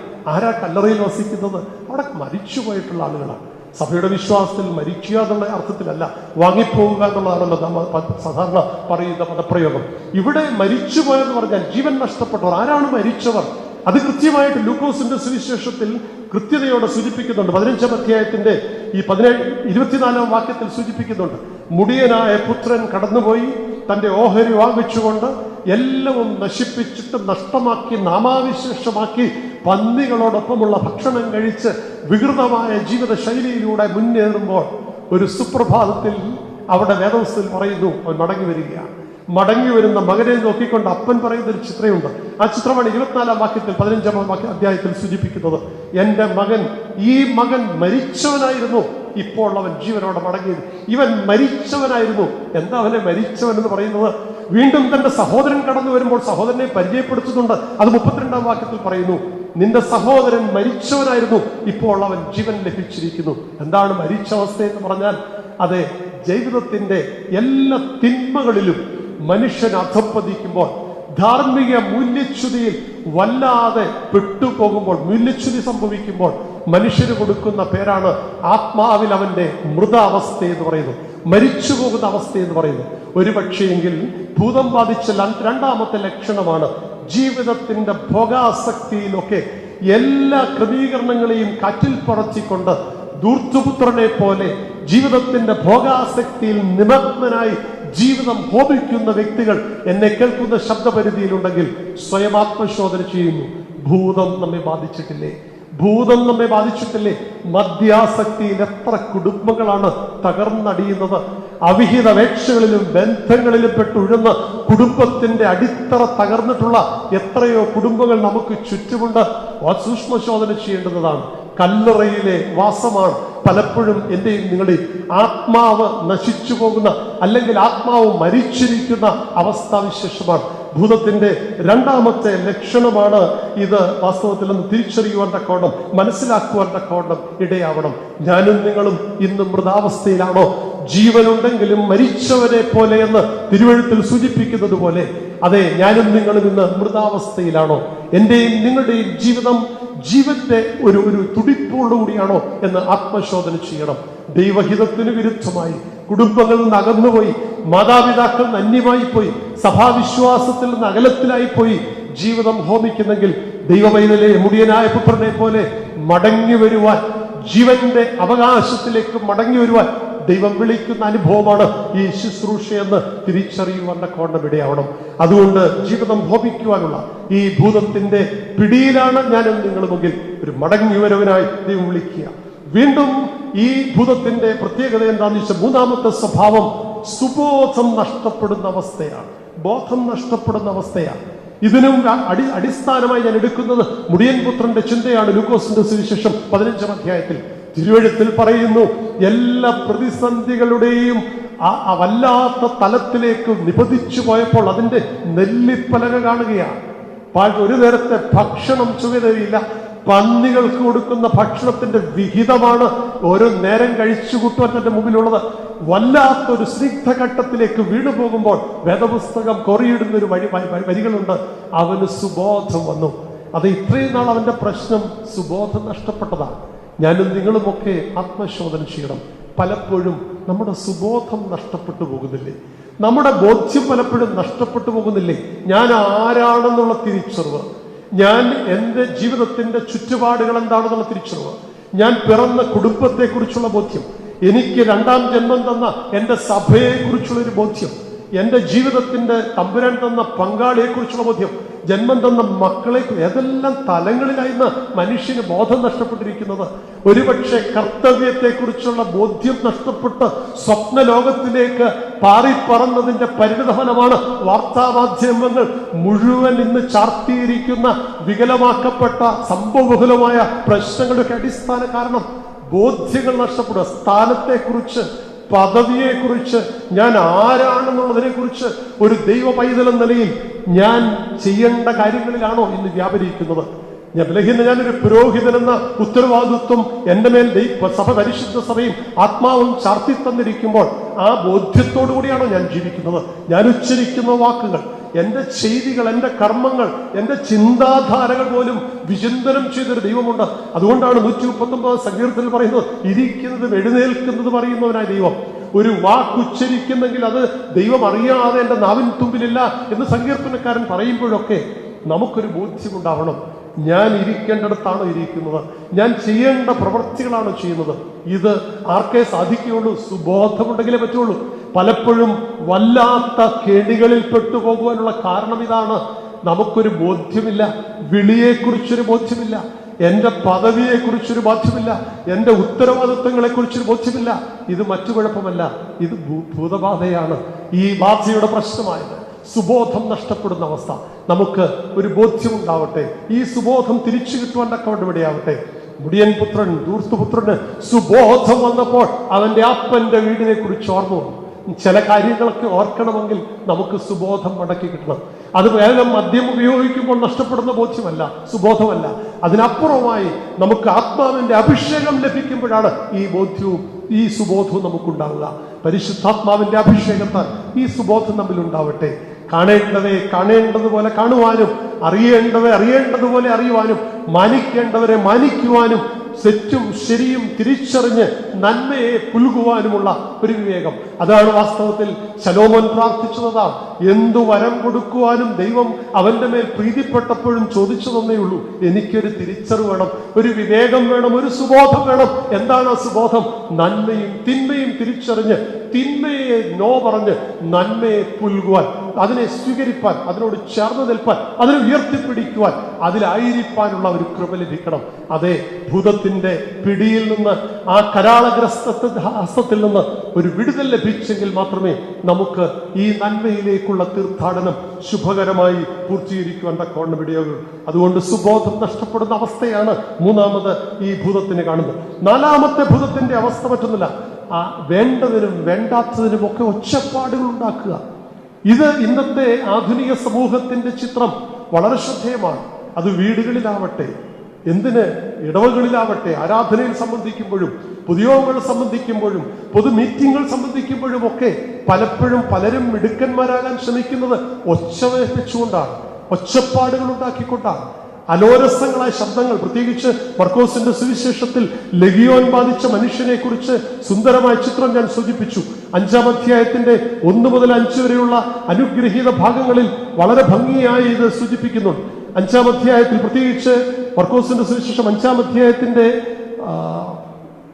7-ാം വാക്യത്തിൽ പറയുന്നു, ഉറക്കം നിലവിളിച്ചതും, നിലവിളിക്ക് ഒച്ചപ്പാടുണ്ടാക്കുകയാണ്. പലപ്പോഴും ഒച്ചപ്പാടുണ്ടാക്കുന്ന ശൈലികൾ കല്ലറയിൽ പാർക്കുന്നത് പോലെ തന്നെ ഭൂതത്തിന്റെ മറ്റൊരിതാണ് ഒച്ചപ്പാടുകൾ ഉണ്ടാക്കുക, അലോരസങ്ങൾ ഉണ്ടാക്കുക. അതെ, ശബ്ദം നിയന്ത്രിതമാക്കുവാൻ തക്കവണ്ണം ഇടയാവണം. ശബ്ദം നിയന്ത്രണ വിധേയമാക്കുവാൻ തക്കവണ്ണം ഇടയാവണം. ദൈവം നമ്മളോട് സംസാരിക്കുമ്പോൾ വളരെ ഹൃദ്യമായിട്ടാണ്, ശാന്തതയോടുകൂടിയാണ്. അതുകൊണ്ടാണ് സങ്കീർത്തനക്കാരൻ 46:10 പറയുന്നത്, ഒച്ചപ്പാടുകളൊന്നും വേണ്ട, മിണ്ടാതിരുന്ന് ഞാൻ ദൈവമെന്ന് അറിഞ്ഞുകൊള്ളു. ദൈവ സാന്നിധ്യവും സാമീപ്യവും ഒക്കെ അനുഭവിക്കുവാൻ വേണ്ടിയാണെന്നുള്ള വ്യാജേന വലിയ ഒച്ചപ്പാടുകളും മേളങ്ങളും ഉണ്ടാക്കി അതിന് കരിസ്മാറ്റിക് എന്ന പേരും നല്ല പേരുമൊക്കെ കൊടുത്ത് പലപ്പോഴും ആളുകളെ തെറ്റിദ്ധരിപ്പിക്കുന്ന വികലമാക്കപ്പെട്ട ആധ്യാത്മികത പോലും ഇന്നത്തെ ആധുനിക ലോകത്ത് കാണാൻ സാധിക്കും. അതേ, ആത്മീയതയിലും ഈ തെറ്റുകൾ പലപ്പോഴും കടന്നുകൂടിയിട്ടുണ്ട്. വ്യക്തി, കുടുംബ, സഭാജീവിതങ്ങളിലൊക്കെ വേണ്ടതിനും വേണ്ടാത്തതിനുമൊക്കെ ഒച്ചപ്പാടുണ്ടാക്കുന്ന, സ്ഥലകാല പരിധികളൊക്കെ മറന്ന് അവിടുത്തെ അന്തരീക്ഷം പോലും മലീമസമാക്കുന്ന ചില വ്യക്തിത്വങ്ങളിലും ചിലയിടങ്ങളിൽ, അത് ഭൗതിക ജീവിതാനുഭവങ്ങളിലും ആത്മീയ തലങ്ങളിലും ഒക്കെയുണ്ട്. ചില ശബ്ദങ്ങൾ ഒറ്റപ്പെട്ടു നിൽക്കുന്ന അനുഭവങ്ങൾ കാണാൻ സാധിക്കും. അതെ, എൻ്റെ ശബ്ദങ്ങൾ അത് അനോരസമുണ്ടാക്കുന്നതാവാതിരിക്കട്ടെ. ഞാനത് വീട്ടിലാണെങ്കിലും, ഞാൻ കർമ്മമേഖലകളിൽ പ്രവർത്തിക്കുമ്പോഴും, ആത്മീയ രംഗത്ത് ഞാൻ വിരാജിക്കുമ്പോഴും, ഏത് തലങ്ങളിലാക്കിക്കോട്ടെ, എൻ്റെ ശബ്ദങ്ങൾ ആർക്കും അത് അനോരസമാവില്ലെന്ന് നമുക്ക് തീരുമാനിക്കാൻ സാധിക്കുമോ? എൻ്റെ ശബ്ദങ്ങൾ അത് ആർക്കും അനോരസമാവില്ല, അത് സാന്ത്വനത്തിൻ്റെതാകും എന്ന് ഉറപ്പുവരുത്തുവാൻ സാധിക്കുമോ? ആ സാന്ത്വനത്തിന്റെ ശബ്ദമാവട്ടെ നമ്മുടേത്. മറ്റുള്ളവരെ ചേർത്ത് നിർത്തുന്നതാവട്ടെ നമ്മുടെ വാക്കുകൾ. ആരെയും വെറുപ്പിക്കുന്നതും അകറ്റുന്നതും അവരെയും മുറിവേൽപ്പിക്കുന്നതും ആവാതിരിക്കട്ടെ എന്ന് ഉറപ്പുവരുത്തുവാൻ സാധിക്കുമോ? ഭൂതത്തിന്റെ 4ാമത്തെ സ്വഭാവമാണിത്. വേണ്ടതിനും വേണ്ടാത്തതിനുമൊക്കെ ഉച്ചപ്പാടുണ്ടാക്കുക. അത് പ്രതികരണത്തിന്റെ ശൈലി എന്ന പലപ്പോഴും ചെല്ലപ്പേര് നാം കൊടുക്കുമ്പോഴും അത് അനേക ആളുകളിലേക്ക് വല്ലാത്ത വ്യത്യസ്തങ്ങളാകുന്ന തലങ്ങളിലേക്ക് ആ നമ്മെ ജീവിതത്തെ തന്നെ, ശൈലിയെ തന്നെ, പ്രവർത്തന മേഖലകളെ തന്നെ കൊണ്ടെത്തിക്കുവാൻ തക്കവണ്ണം ഇടയാകും. അതുകൊണ്ട് നമ്മുടെ ശബ്ദങ്ങൾ നിയന്ത്രിതമാകുവാൻ തക്കവണ്ണം ഇടയാവണം. അത് ഒച്ചപ്പാടിൻ്റെ ശാന്തമായി കാര്യങ്ങളോട് പ്രതികരിക്കുവാൻ, ശാന്തമായി കാര്യങ്ങളോട് ഇടപെടുവാൻ, അത് ഉചിതമായ വാക്കുകളിലൂടെ. അതുകൊണ്ടാണ് പ്രത്യേകിച്ച് പൗലോസ് അപ്പോസ്തലൻ കൊലോസ്യ ലേഖനം 4-ാം അധ്യായത്തിന്റെ 6-ാം വാക്യത്തിൽ പറയുന്നു, നിന്റെ വാക്ക് കൃപയോടുകൂടിയതാവണം, നിന്റെ കൃപയോടുകൂടിയതാകണം. അത് ഉപ്പിനാൽ രസം വരുത്തിയതാവണം, അത് ഉപ്പിനാൽ രുചി വരുത്തിയതാവണം. കൃപയോടുകൂടിയ വാക്കുകൾ. Always we use the graceful words. അനുഗ്രഹീത വാക്കുകളാവട്ടെ നാം ഉച്ചരിക്കുന്നത്. അതുകൊണ്ട് ആ നിലയിൽ ഒച്ചപ്പാടുകൾ ഒഴിവാക്കിക്കൊണ്ട് ശാന്തതയുടെ ആത്മാവിനെ പുൽകുവാൻ നമുക്ക് സാധിക്കുമോ? അത് ഭൂതമാണ് ഒച്ചപ്പാടുകളെന്ന് തിരിച്ചറിയാൻ സാധിക്കണം. വീണ്ടും വൈകൃതമായൊരു ഭാവത്തെ കുറിച്ചുണ്ട് ഭൂതത്തിൻ്റെത്. അതും മർക്കോസിന്റെ സുവിശേഷം 5-ാം അധ്യായത്തിൽ നാം താഴേക്ക് വായിക്കുമ്പോൾ കാണുവാൻ തക്കവണ്ണം സാധിക്കും. വല്ലാതെ ദണ്ഡിപ്പിക്കുന്ന ഒരാത്മാവിനെ, കല്ലെടുത്തുകൊണ്ട് ശരീരത്തെ മുറിപ്പെടുത്തുന്ന ഒരു ഭൂതത്തെ കുറിച്ച്, ലഗിയോൻ ബാധിച്ച മനുഷ്യനെ കുറിച്ച് സൂചിപ്പിക്കുന്നു. ഭൂതത്തിന്റെ 5-ാമത്തെ ലക്ഷണം അതാ, സ്വയം മുറിവേൽപ്പിക്കുക. മാത്രമല്ല മറ്റുള്ളവരെ പോലും മുറിപ്പെടുത്തുക. ഒരു സാഡിസവും ഉണ്ട് അതിന്റെ പിന്നിൽ. ഇത് ഭൂതത്തിന്റെ ലക്ഷണമാണ്. സ്വയം മുറിവേൽപ്പിക്കുക. കഴിഞ്ഞ ദിവസം നാം കണ്ടല്ലോ, സ്വർണ്ണക്കടത്ത് കേസിൽ ആ കോൺസുൽ ജനറലിന്റെ സെക്രട്ടറി ആയിരുന്ന, ഗൺമാനായിരുന്ന മനുഷ്യൻ സ്വയം മുറിവേൽപ്പിക്കുക. അത് പൈശാചിക ലക്ഷണമാണ്. ഇന്ന് ആഗ്രഹിക്കുന്ന കാര്യങ്ങൾ സാധിക്കാതെ പോകുമ്പോൾ നമ്മുടെ കുഞ്ഞുങ്ങളൊക്കെ ആത്മഹത്യക്ക് ശ്രമിക്കുമ്പോൾ കൈയുടെ നരമ്പ് മുറിക്കുക. ഇതൊക്കെ വാസ്തവത്തിൽ ഭൂതത്തിന്റെ ലക്ഷണങ്ങൾ തന്നെയാണ്. സ്വയം ഇല്ലായ്മ ചെയ്യുവാൻ. കാരണം ദൈവം തന്നിരിക്കുന്ന മഹത്തരമായ സൃഷ്ടിയാണ്. ദൈവത്തിന്റെ സൃഷ്ടിയുടെ മകുടമായി മെനയപ്പെട്ടവനാണ് ഞാൻ. ഈ ശരീരത്തിന്റെ മേൽ കൈവയ്ക്കാൻ എനിക്ക് അധികാരമില്ല. അതുകൊണ്ടാണ് ആത്മഹത്യ പാപമാണെന്ന് പിതാക്കന്മാർ പഠിപ്പിക്കുന്നത്, കൊലപാതകം പാപമാണെന്ന് പഠിപ്പിക്കുന്നതും അതുകൊണ്ട് തന്നെയാണ്. മനുഷ്യനെ സൃഷ്ടിച്ചവൻ ദൈവമാണെങ്കിൽ അവന്റെ മേൽ കൈവെക്കുവാൻ, അത് വാക്കുകൊണ്ടാണെങ്കിലും നോക്കുകൊണ്ടാണെങ്കിലും കർമ്മം കൊണ്ടാണെങ്കിലും ഒരുത്തരെ മുറിവേൽപ്പിക്കുവാൻ നിനക്ക് അവകാശമില്ല. ദൈവ സൃഷ്ടിയാണ്, ദൈവത്തിന്റെ ആത്മാവ് വസിക്കുന്നവനാണ് ഓരോ വ്യക്തികളും. അതുകൊണ്ട് അവൻ മുറിവേറ്റാൽ ദൈവം നിന്നോട് ചോദിക്കും. അതുകൊണ്ടാണ് ദമാസ്കോസിന്റെ പടിവാതിൽക്ക് വെച്ച് പൗലോസ് അപ്പോസ്തലന്റെ രൂപാന്തര സമയത്ത് ആരാണ് നീ എന്ന് ചോദിക്കുമ്പോൾ പറയുന്നു, നീ ഉപദ്രവിക്കുന്ന ക്രിസ്തുവാണ്. അവൻ ക്രിസ്തുവിനെ ഒരിക്കലും ഉപദ്രവിച്ചിട്ടില്ല. അവൻ ഉപദ്രവിച്ചതാരാണ്? ക്രിസ്തുവിന്റെ അനുയായികളെയാണ്. ഓരോ അനുയായികളും മുറിവേൽക്കപ്പെടുമ്പോൾ ക്രിസ്തു മുറിക്കപ്പെടുകയാണെന്നുള്ള തിരിച്ചറിവുണ്ടാവണം. അതുകൊണ്ട് ഭൂതം ബാധിച്ച അവസ്ഥയാണ്. അവരൻ വേദനിക്കുമ്പോൾ, അവരൻ മുറിപ്പെടുമ്പോൾ, നീ സ്വയം നിന്നെ മുറിപ്പെടുത്തുമ്പോൾ ഒക്കെ തിരിച്ചറിയണം, ഭൂതബാധ വല്ലാണ്ട് ബാധിച്ചിട്ടുണ്ട്. അതുകൊണ്ട് ആ തിരിച്ചറിവുണ്ടാവണം. ഒരിക്കലും സ്വയം മുറിവേൽപ്പിക്കുവാനോ മറ്റുള്ളവരെ മുറിപ്പെടുത്തുവാനോ, അത് ആയുധങ്ങൾ മാത്രമല്ല, ആയുധത്തെക്കാട്ടിൽ 10 മടങ്ങ് ശക്തിയുള്ള വലിയൊരായുധം ദൈവം നമുക്ക് തന്നെ തന്നിട്ടുണ്ട്. നാവാണ്. ആ നാവ് കൊണ്ട് നീ ഉപയോഗിക്കുന്ന വാക്കുകൾ എവിടെയൊക്കെയോ വല്ലാതെ മുറിപ്പെട്ടു പോയിട്ടില്ലേ? പിച്ചാത്തി കൊണ്ട് മുറിവേറ്റാൽ സാധാരണ പറയാറുണ്ട് നമുക്ക് മുറിവ് വെച്ച് കെട്ടാം. വലിയ തുന്നൽ വേണമെങ്കിൽ ചിലപ്പോൾ തുന്നലിട്ട് കഴിഞ്ഞാൽ വലിയ മുറിവുകളാണെങ്കിൽ അത് ഉണക്കാൻ സാധിക്കും. അതൊരു ആന്റിബയോട്ടിക് കൊടുത്താൽ കഴിയും. 1 മാസം കഴിയുമ്പോഴത്തേക്ക് മുറിവുണങ്ങും. 1 വർഷം കഴിഞ്ഞാൽ ആ മുറിപ്പാട് പോലും ചിലപ്പോൾ മാറിപ്പോകും. എന്നാൽ നിന്റെ വാക്കുകൾ കൊണ്ട് നീ ഉച്ചരിക്കുന്ന ചെറിയ ചെറിയ വാക്കുകളുണ്ടല്ലോ, അത് ഉണ്ടാക്കുന്ന മുറിപ്പാടുകളുണ്ടല്ലോ, അത് ജന്മത്ത് മാഞ്ഞു പോകില്ല. അത് മാഞ്ഞു പോകില്ല, മറഞ്ഞു പോകില്ല. അതുകൊണ്ട് സ്വയം മുറിപ്പെടുത്തുകയും മറ്റുള്ളവരെ മുറിവേൽപ്പിക്കുകയും ചെയ്യുന്നത് ഒരു പൈശാചിക ബന്ധനമാണെന്ന് തിരിച്ചറിയാൻ സാധിക്കണം. എന്നിലും നിന്നിലും കുടുംബജീവിതത്തിന്റെ ഊഷ്മളതയ്ക്ക് ഭംഗം വരുത്തുന്ന ചില വാക്കുകൾ, പാഴ്വാക്കുകളൊക്കെ വന്നുപോയിട്ടില്ലേ? ക്ഷമ ചോദിക്കാനുള്ള അവസരമായത്. ജന്മം കൊടുത്ത മക്കളെ നീ പാഴ്വാക്കുച്ചരിച്ചത് കൊണ്ട് അകന്നു പോകുവാനിടയായില്ലേ? തിരിച്ചു വരുവാൻ ദൈവം തരുന്ന അവസരമാണ്. ഒരേ അമ്മയുടെ ഉദരത്തിൽ നിന്ന്, ഒരേ അപ്പന്റെ ജീവരക്തത്തിൽ നിന്ന് വന്ന സ്വന്തം കൂടപ്പിറപ്പുകൾ ഇന്ന് കണ്ടാലറിയാത്ത വിധത്തിൽ അകന്നു പോയിട്ടില്ലേ? എന്താ സംഭവിച്ചത്? ഒരു പാഴ്വാക്കല്ലേ? ചെത്തിയ മുറ്റത്ത് കയറത്തില്ലെന്ന് പ്രതിജ്ഞയെടുത്ത് ഇറങ്ങാൻ നിന്റെ ജന്മം തന്ന മാതാപിതാക്കൾ ഇടയായത് നിന്റെ പാഴ്വാക്കല്ലേ? മുറിവേൽപ്പിക്കുവാനിടയാവരുത്. അത് ഭൂതബാധയാണെന്ന് തിരിച്ചറിയാൻ സാധിക്കണം. അതിൽ നിന്ന് വിടുതൽ ലഭിക്കാനായി ഈ വിളിക്കുന്നൊരു വിളിയായിട്ട് ഇതിനെ കാണുവാൻ തക്കവണ്ണം ഇടയാവും. അതുകൊണ്ട് ഭൂതത്തിന്റെ ലക്ഷണമാണ് സ്വയം മുറിവേൽക്കുകയും അതുപോലെ തന്നെ മറ്റുള്ളവരെ മുറിപ്പെടുത്തുകയും ചെയ്യുന്ന സ്വഭാവം എന്നിലും നിങ്ങളിലും ഉണ്ടെങ്കിൽ അത് തിരുത്തുവാൻ തക്കവണ്ണം ദൈവം നമ്മളോട് ആഹ്വാനം ചെയ്തു. അതിന് വാക്ക് കൊടുക്കുവാൻ സാധിക്കുമോ? ഞാൻ സമയത്തിന്റെ പരിമിതി കൊണ്ട് ഞാൻ ദീർഘിപ്പിക്കുന്നില്ല. 6ാമത് ഒരു പ്രത്യേകത ഈ ഭൂതത്തിന്റെ ലക്ഷണം എന്ന് പറയുന്നത് ആർക്കും നിയന്ത്രിക്കാൻ കഴിയാത്ത അവസ്ഥ. ഇന്ന് പലയിടങ്ങളിലുമുണ്ട്. കൊച്ചു കുഞ്ഞുങ്ങളെയൊക്കെ എന്ത് താലോലിച്ചിറക്കം കെട്ടുകൊണ്ട് അപ്പനും അമ്മയൊക്കെ വളർത്തി നിയന്ത്രിക്കാൻ കഴിയാത്ത അവസ്ഥ. മാതാപിതാക്കൾ മക്കളെ കുറിച്ച് നിലവിളിക്കുന്ന പല ഭവനങ്ങളുണ്ട്. നിയന്ത്രിക്കാൻ മേലാത്ത അവസ്ഥ. ഇനി മറിച്ചുകൊണ്ട് അതൊന്നും നിശ്ചയിക്കാൻ സാധിക്കില്ല. ചില മാതാപിതാക്കളുടെ വഴിവിട്ട ജീവിതാനുഭവങ്ങൾ ഇന്ന് എത്രയോ കുരുന്നുകൾ കുരുതി കഴിക്കപ്പെടുന്നു. എത്രയോ കുരുന്നുകൾ വല്ലാണ്ട് നീറിപ്പോകുന്ന അനുഭവങ്ങളുണ്ട്. വഴിവിട്ട ജീവിതങ്ങളിലൂടെ മദ്യാസക്തിയിൽ പെട്ടുപോയത് മൂലം, ജീവിതത്തിന്റെ ധാർമ്മികമായ മൂല്യച്യുതി സംഭവിച്ചത് മൂലമൊക്കെ മാതാപിതാക്കൾ വികലമാക്കപ്പെട്ട വഴിയിലൂടെ അബദ്ധസഞ്ചാരം നടത്തിയതിന്റെ ഭാഗമായി വിലപിക്കുന്ന മക്കളുണ്ട്. ഇനി സഭയിൽ അനേക പിതാക്കന്മാർ വല്ലാതെ ഭാരപ്പെടുന്നുണ്ട്. സഭാ മക്കളുടെ വൈകൃതമാകുന്ന ജീവിതം ഈ ദിവസങ്ങളിലൊക്കെ പുറത്തു വരുന്നത് അപ്രകാരമുള്ള ചിത്രങ്ങളാണ്. ഒരുപക്ഷെ ഞാനും നിങ്ങളുമൊക്കെ ആത്മശോധന ചെയ്യണം. ആത്മനിയന്ത്രണം നഷ്ടപ്പെട്ടാൽ ജീവിതം ഹോപിക്കപ്പെടും. നിയന്ത്രണ വിധേയമാണോ എൻ്റെ ജീവിതം? എൻ്റെ സംസാരം, എൻ്റെ ചെയ്തികൾ, എൻ്റെ പ്രവൃത്തികൾ, എൻ്റെ ജീവിതശൈലി നിയന്ത്രണ വിധേയമാണോ? ചില ഘട്ടങ്ങളിൽ ഞാൻ നിയന്ത്രണ വിധേയമാകണം. ചെറിയ പ്രായത്തിൽ മാതാപിതാക്കൾക്ക് വിധേയപ്പെട്ടുള്ള ജീവിതം, ജീവിത പങ്കാളിക്ക് വിധേയപ്പെട്ടുള്ള ജീവിതം, ആത്മീയ പിതാക്കന്മാരോട് വിധേയപ്പെട്ടുള്ള ജീവിതം, ദൈവത്തിന്റെ മുമ്പിൽ അക്കൗണ്ടബിൾ ആണെന്നുള്ള ബോധ്യത്തോടുള്ള ജീവിതം, ഇതുപോലെയൊക്കെയുള്ള ജീവിതം കഴിക്കുമ്പോഴാണ് വാസ്തവത്തിൽ നമുക്ക് ജീവിതം കൂടുതൽ പുഷ്ടിപ്പെടുവാൻ, പച്ചപിടിക്കുവാൻ, ഡിസിപ്ലിൻഡായി ചെയ്യുവാൻ തക്കവണ്ണം ഇടയാവുന്നത്. ഇല്ലെങ്കിൽ അതുണ്ടാക്കുന്ന ഡാമേജ് ഭയങ്കരമാണ്. അതുണ്ടാക്കുന്ന വല്ലാത്ത ഡാമേജാണ്. ജീവിതത്തെ മുഴുവൻ വല്ലാതെ വേദനിപ്പിക്കുന്ന അനുഭവങ്ങളിലേക്ക് എത്തിപ്പെടുവാൻ തക്കവണ്ണം ഇടയാകും. അതുകൊണ്ട് ജീവിതം ഹോമിക്കപ്പെടുവാൻ ഇടയാവരുത്. നിയന്ത്രണ വിധേയമാകുവാൻ, ഡിസിപ്ലിൻ. അതെ, പഴയ നിയമ ചരിത്രം നാം പരിശോധിക്കുമ്പോൾ നാം കാണുന്നുണ്ട്, തന്റെ ജനത്തിന് എപ്രകാരം വേണമെങ്കിലും ജീവിക്കുമായിരുന്നു. പക്ഷെ അങ്ങനല്ല. 10 കൽപ്പനകൾ കൊടുത്തത് എങ്ങനെയായിരിക്കണം നിന്റെ ജീവിതത്തെ ചിട്ടപ്പെടുത്തേണ്ടത്, നിനക്ക് നിന്നോടുള്ള ബന്ധം എങ്ങനെയായിരിക്കണം, നിന്റെ ദൈവത്തോടുള്ള ബന്ധം എങ്ങനെയായിരിക്കണം, നിന്റെ സഹജീവിതത്തോടുള്ള ബന്ധം എന്തായിരിക്കണം, പ്രപഞ്ചത്തോടുള്ള നിന്റെ കടപ്പാട് എന്താണ്, നിന്റെ പ്രതിബദ്ധത മറ്റുള്ളവരോട് എന്താണ്, ഇതെല്ലാം സൂക്ഷ്മതയോട് അപഗ്രഥിച്ചുകൊണ്ട് 2 കൽപ്പനകളിലൂടെ 10 കൽപ്പനകൾ മോശ മുഖാന്തരം യഹോവയെ ദൈവം കൊടുത്തപ്പോഴും അത് ചില ഡിസിപ്ലിൻ ആയിരുന്നു. ക്രിസ്തു ഈ ലോകത്തിന്റെ മുമ്പിൽ ഈ 10ഉം സമന്വയിച്ചുകൊണ്ട് 2 കൽപ്പനകൾ കൊടുത്ത് നിന്റെ കൂട്ടുകാരനെ നിന്നെ പോലെ സ്നേഹിക്കണമെന്നും നിന്റെ ദൈവത്തോടുള്ള ബന്ധം പൂർണ്ണമാകണമെന്ന് പറയുമ്പോഴും നിന്നെ ഒരു അനുഗ്രഹത്തിന്റെ ഒരു ചട്ടവട്ടത്തിൽ, നിന്നെ നന്മയുടെ പാതയിൽ പന്ഥാവിൽ നയിക്കുവാൻ ദൈവം ഒരുക്കിയ വഴിത്താരകളാണ്. അതെ, ഈ ഡിസിപ്ലിനുകൾ ആദ്യം നമുക്ക് അല്പം പ്രയാസമായിട്ട് തോന്നും.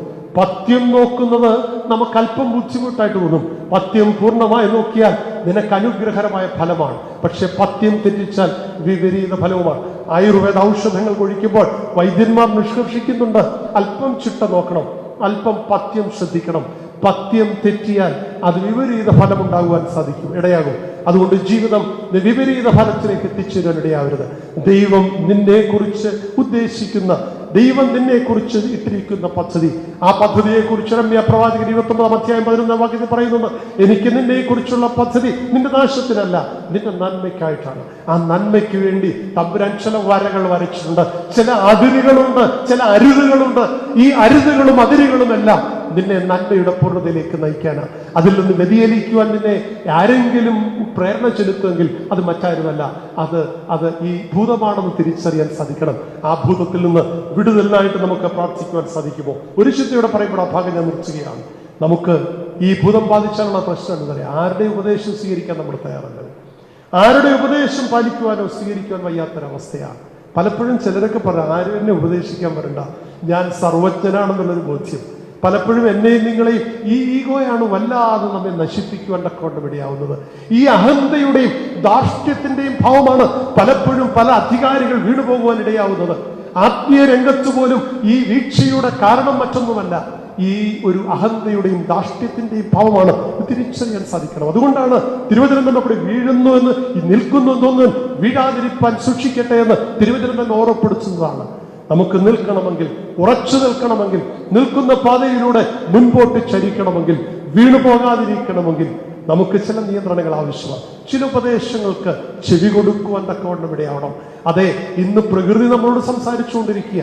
എല്ലാ അതിർവരമ്പുകളും ലംഘിച്ചുകൊണ്ട്, പ്രകൃതിയെ മുഴുവൻ ചൂഷണം ചെയ്തുകൊണ്ട് സ്വാർത്ഥ രാക്ഷസന്മാരായി മനുഷ്യൻ വല്ലാണ്ട് ആഘോഷിച്ചപ്പോൾ, എല്ലാ ആഘോഷങ്ങൾക്കും തിരശ്ശീലയിട്ടുകൊണ്ട് ഇന്ന് മുറിക്കുള്ളിലേക്ക് മനുഷ്യനെ ഒതുക്കി നിർത്തുവാൻ ദൈവം ഇന്ന് പാഠം പഠിപ്പിച്ചിരിക്കുകയാണ്.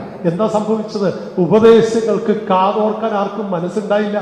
എനിക്കും നിങ്ങൾക്കും ഇന്നെങ്കിലും പ്രകൃതി തന്നെ പഠിപ്പിക്കുമ്പോൾ ദൈവത്തിന്റെ വലിയ കോപം ജ്വലിച്ചുകൊണ്ട് നിൽക്കുന്ന ഈ ആധുനിക ചുറ്റുപാടുകൾ നമുക്ക് നമ്മോട് തന്നെ ചില ചോദ്യങ്ങൾ ചോദിക്കാനിടയാകണം. ചില ഉപദേശങ്ങൾക്ക് കാതോർക്കുവാൻ സാധിക്കുമോ? ചില അതിരുകളും അരുതുകളും പാലിക്കുവാൻ തക്കവണ്ണം ഇടയാകുമോ? അവിടെയാണ് ഭൂതത്തിൽ നിന്ന് വിടുതൽ ലഭിക്കുന്നത്. ഞാൻ ആ ഭാഗം നിർത്തുകയാണ്. രണ്ടാം ഭാഗത്തിലേക്ക് പെട്ടെന്ന് വന്ന് ഈ വചന ശുശ്രൂഷയുടെ സമാപനം നിർത്തിയിരിക്കുന്നത്. മഗ്ദലക്കാരത്തി മറിയയുടെ ശ്രേഷ്ഠമായിട്ട് ഈ ഭൂതങ്ങളിൽ നിന്ന് വിടുതൽ ലഭിച്ചവൾ അവൾ മടങ്ങി വരികയാണ്. ഒരു പുതിയ ദർശനമാണ്. അവളുടെ ജീവിതത്തിന് സമസ്തമായ മാറ്റമാണ്. ഇതുവരെ അവളെ അലട്ടിയ എല്ലാ പ്രതിസന്ധികളിൽ നിന്ന് വ്യത്യസ്തമായ ഒരു മുഖമാണ്. രാവും പകലും പോലെ, ഇരുളും വെളിച്ചവും പോലെ എത്രയോ വ്യത്യസ്തമാണ്. ഇങ്ങനെയുള്ള അനുഭവത്തെ കുറിച്ചാണ് പൗലോസ്, ഒരുവൻ ക്രിസ്തുവിലായാൽ അവൻ പുതിയ സൃഷ്ടിയാണ്, പിന്നെ പഴയത് കഴിഞ്ഞുപോയി, പിന്നെ പഴയതൊന്നും അവൾക്ക് ബാക്കി, ഇവിടെ പഴയതല്ല, അവിടെ മനസ്സിൽ നിന്ന് മാഞ്ഞുപോയി, ജീവിതത്തിൽ നിന്ന് മാഞ്ഞുപോയി, പുതിയ സൃഷ്ടിയായി. എന്താണ് അവൾ? എങ്ങനെയാണ് പുതിയ സൃഷ്ടിയായിട്ട് തീരുന്നത്? അവളെ കാണാൻ, അവളുടെ മുഖത്തേക്ക് നോക്കിയാൽ അറിയാം. ഭൂതം വിട്ടുപോയ അവസ്ഥ എന്ന് പറയുന്നത് ശാന്തതയുടെ പര്യായമായി തീരുകയാണ്, സൗമ്യതയുടെ പര്യായമായി തീരുകയാണ്. അവളെല്ലാ സഭ്യതയുടെ എല്ലാ തലങ്ങളിലും അനുഗ്രഹം, ഒരു അതിർവരമ്പുകളും ലംഘിക്കാതെ ഒതുങ്ങി നിൽക്കുന്ന ശാരീരികതയുടെ ബാക്കി പത്രമായിട്ട് അവൾ തീരുകയാണ്. ഭൂതം വിട്ടുമാറുമ്പോൾ ഒരു വലിയ പരിവർത്തന വിധേയമായ ധന്യമായ ഒരു ജീവിതത്തിന്റെ ശ്രേഷ്ഠമായ ഭാവമാണ് ഈ മഗ്ദലക്കാരി മറിയയിൽ നമുക്ക് കാണുവാൻ സാധിക്കുന്നത്. രണ്ടാം ഭാഗം തികച്ചും വ്യത്യസ്തമാണ്. ഒരുപക്ഷെ മൈക്കലാഞ്ചലോയുടെ മനോഹരമായ ക്രിസ്തുവിന്റെ തിരുവത്താഴത്തിന്റെ ശ്രേഷ്ഠമായ പടം വരയ്ക്കുമ്പോൾ ഓരോ സ്പെസിഫിനെ കണ്ടെത്തിയാണ് അത് വരയ്ക്കാൻ ശ്രമിച്ചത്. അതെ, അവൻ ആദ്യം വരയ്ക്കുവാൻ ശ്രമിച്ചത് ക്രിസ്തുവിന്റെ ഭാവത്തിനു വേണ്ടി ശരീരസുന്ദരമായൊരു മുഖഭാവം കണ്ടെത്തി. വീണ്ടും 12-11 അപ്പോസ്തലന്മാരെയും വരച്ചിട്ട് എല്ലാ രൗദ്രഭാവവുമുള്ള വഞ്ചനയുടെ ആൾരൂപത്തെ കണ്ടെത്തുവാനുള്ള യത്നത്തിന് വേണ്ടി 2-3-4 വർഷമേ വേണ്ടി വന്നു. ഈ 4 വർഷങ്ങൾക്ക് ശേഷം അവൻ തേടിപ്പിടിച്ചൊരു ചെറുപ്പക്കാരനെ കണ്ടെത്തിക്കൊണ്ട് തൻ്റെ പർണശാലയിലേക്ക് വരികയാണ്. തൻ്റെ അനുഗ്രഹീതമായ ക്യാൻവാസിലേക്ക് വരയ്ക്കുവാൻ ആ മനുഷ്യനെ ഇരുത്തുകയാണ്. അപ്പോൾ അവനോട് സൗമ്യമായ ഒരു സംഭാഷണം നടത്തി. ഈ സംഭാഷണം നടത്തി സംസാരിച്ചു വന്നപ്പോൾ തിരിച്ചറിഞ്ഞ വാർത്ത ഞെട്ടിക്കുന്ന വാർത്തയാണ്, നമുക്കൊക്കെ അറിയാവുന്ന വാർത്തയാണ്. മറ്റൊന്നുമല്ല, 4 വർഷം മുമ്പ് ക്രിസ്തുവിന്റെ മുഖഭാവം സ്വീകരിക്കുവാൻ വേണ്ടി കൊണ്ടുവന്നവൻ ഇന്നത് യൂതയായി തീർന്നിരിക്കുകയാണ്. ഒരുപക്ഷെ മനുഷ്യനിൽ ഇതുപോലെയുള്ള പരിവർത്തനങ്ങളുണ്ട്. എന്നാൽ ദൈവം ആഗ്രഹിക്കുന്ന അങ്ങനെയല്ല, യൂതയെ ക്രിസ്തുവാക്കുന്ന പരിവർത്തനം. അവിടെയാണ് വാസ്തവത്തിൽ മഗ്ദലക്കാരിയുടെ വിജയം എന്ന് പറയുന്നത്. യൂതയെ ക്രിസ്തുവാക്കാൻ, വഞ്ചനയുടെ ആൾരൂപത്തെ ത്യാഗത്തിന്റെ ആൾരൂപമാക്കി മാറ്റുവാൻ സാധിക്കുമോ? സാധിക്കും. അതിന്റെ ചിത്രമാണ് ഈ ശ്രേഷ്ഠയായ വനിതയിലൂടെ, ഈ അനുഗ്രഹീതമായ ജീവിതത്തിലൂടെ നാം ഒട്ടപ്രദക്ഷിണം ചെയ്യുമ്പോൾ കണ്ടെത്തുവാൻ സാധിക്കുന്നത്. ഭൂതം വിട്ടുമാറിയപ്പോൾ അവൾ പുതിയ സൃഷ്ടിയായി. പുതിയ ഒരു ശൈലി, ജീവിതത്തിന്റെ അനുഭവമായി, എല്ലാ നന്മയുടെയും വിളനിലമായി സ്വയം സമർപ്പിതയായ ഒരു ശിഷ്യയായിട്ട് കാണുകയാണ്. ചരിത്രകാരന്മാർ രേഖപ്പെടുത്തുന്നത് അവളുടെ മുഴുവൻ സമ്പത്ത് പോലും അതിന് വിട്ടുകൊടുത്തു. ഒരുപക്ഷെ അപവാദങ്ങളുടെ ഒക്കെ വല്ലാത്ത വൈകല്യങ്ങൾ ചാർത്തിക്കൊണ്ട് ഏതു വിധേനയും ഇവളെ ഉന്മൂലനം ചെയ്യുവാൻ പല ചിത്രകാരന്മാരും നോവലിസ്റ്റുകളും ഒക്കെ ശ്രമിച്ചപ്പോഴും അതൊക്കെ പരാജയപ്പെടാൻ കാരണം അവളുടെ ആത്മാർത്ഥമായ ജീവിതത്തിന്റെ സമ്പൂർണമായ സമർപ്പണത്തിന്റെ മുമ്പിൽ ഇതൊന്നും വിലപ്പോകില്ല എന്ന് ചരിത്രം സാക്ഷിക്കുന്ന അനുഗ്രഹീത സത്യമാണ്. ഇതാണ് ഭൂതം വിട്ടുമാറിയ ഒന്നാമത്തെ അവളുടെ ഭാവം. നന്മയിലേക്കുള്ള ഒരു തിരിച്ചുവരവ്, നന്മയുടെ പൂർണ്ണതയിലേക്ക്, സമ്പൂർണ്ണ സമർപ്പണത്തിലേക്ക് മടങ്ങി വരുന്ന സ്ത്രീത്വത്തെയാണ് ആദ്യം നമുക്ക് കാണുവാൻ സാധിക്കുന്നത്. വീണ്ടും കാണുന്നു ഈ സ്ത്രീയെ മറ്റെവിടെയുമല്ല, കുരിശിന്റെ ചുവട്ടിലാണ്. വല്ലാത്തൊരു അന്തരീക്ഷമാണ്, ഒരുപക്ഷെ ഭയപ്പാടിന്റെ അന്തരീക്ഷമാണ്. ആര് തള്ളിപ്പറഞ്ഞാലും തള്ളിപ്പറയിലതൊക്കെ വീരവാദം മുഴക്കുകയും പോലും ഒരു കൊച്ചു പെൺകുട്ടി ചില ചോദ്യങ്ങൾ ഉന്നയിച്ചപ്പോൾ നിഷ്കരണം തള്ളിപ്പറഞ്ഞ് മാറിപ്പോയവനാണ്. ഫിലിപ്പോസ് ഓടിപ്പോകുന്നു, എല്ലാവരും ഓടിയൊളിക്കുകയാണ്.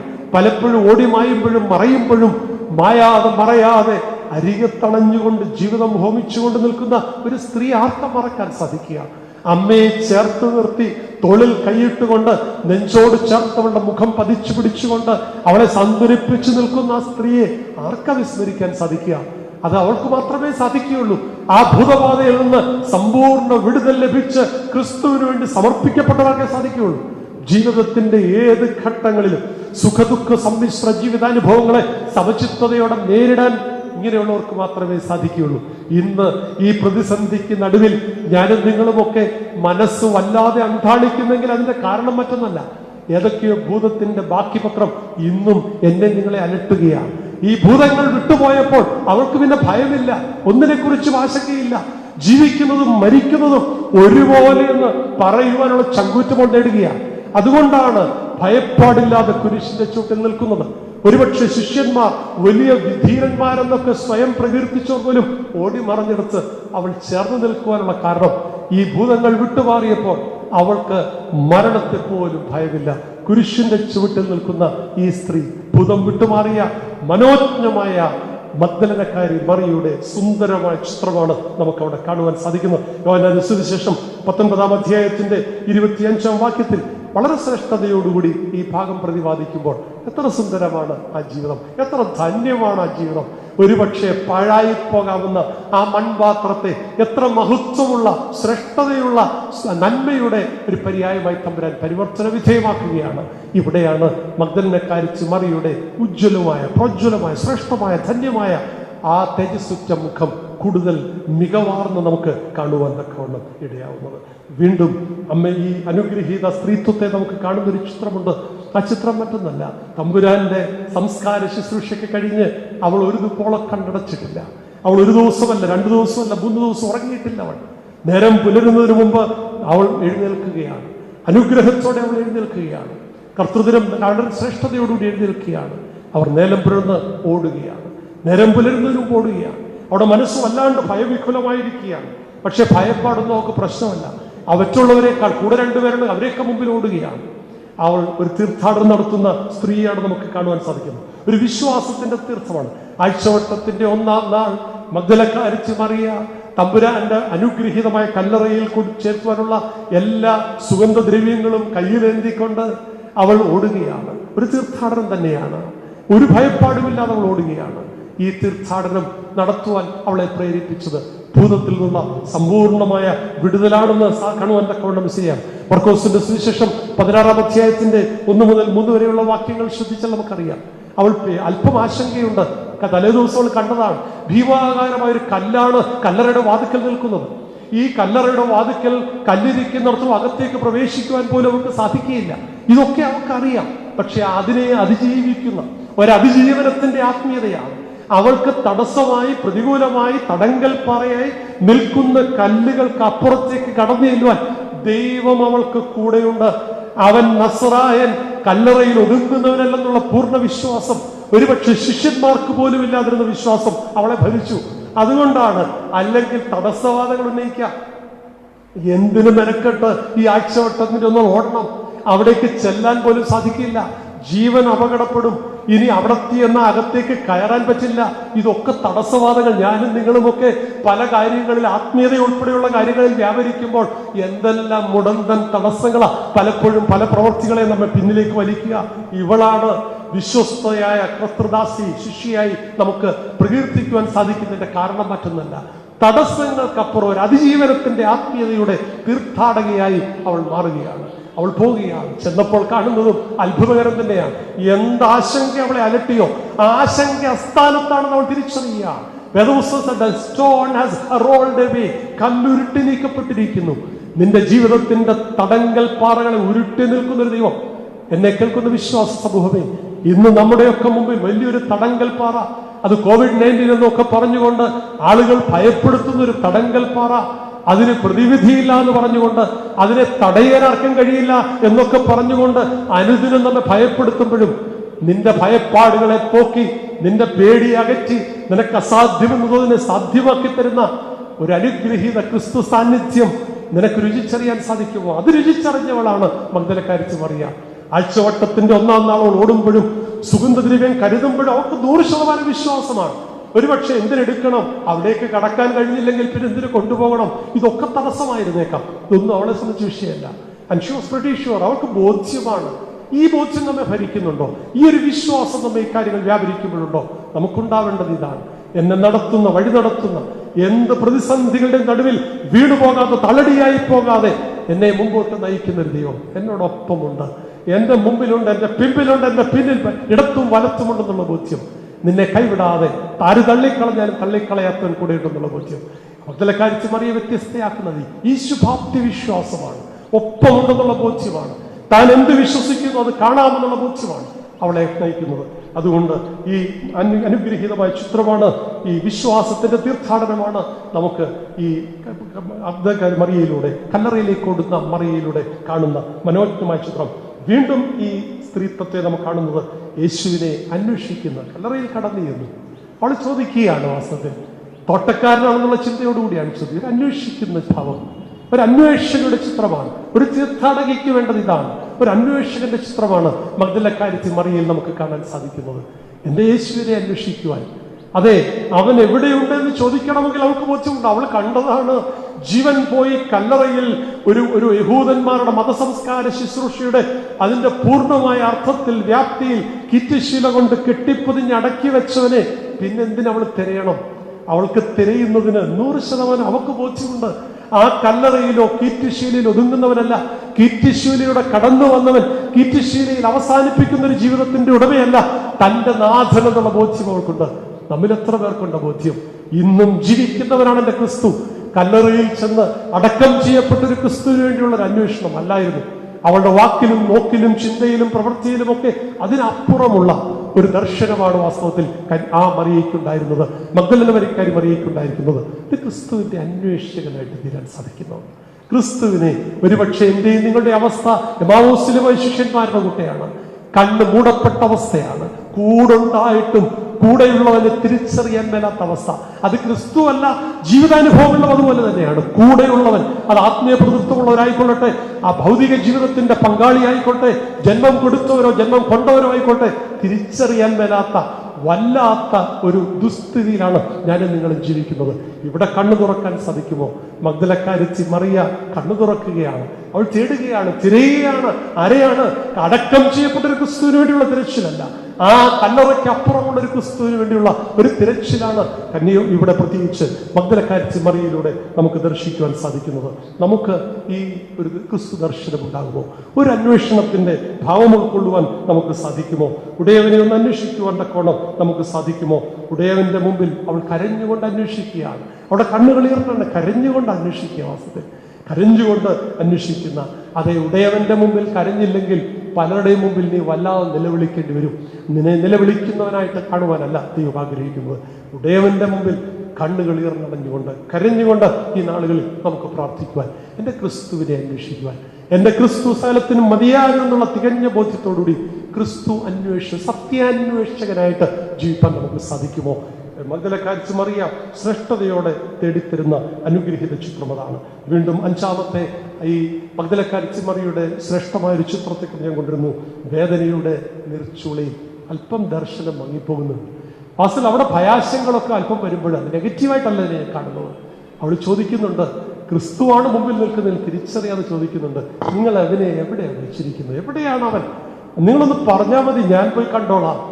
അവൾ അല്പം മങ്ങുകയാണ്. താൻ സംസാരിക്കുന്ന ആള് ക്രിസ്തുവാണെന്ന് തിരിച്ചറിയാൻ കഴിയാതെ പോയ ഒരു ചെറിയ ഘട്ടം അതിനിടയിലുണ്ട്. വാസ്തവത്തിൽ അവിടെ കണ്ണിന്റെ ദർശനം മങ്ങിപ്പോയൊരവസ്ഥ പഴയ നിയമത്തിൽ സുന്ദരമായ ഒരു കാഴ്ച തത്തുല്യമായി കാണാൻ സാധിക്കും.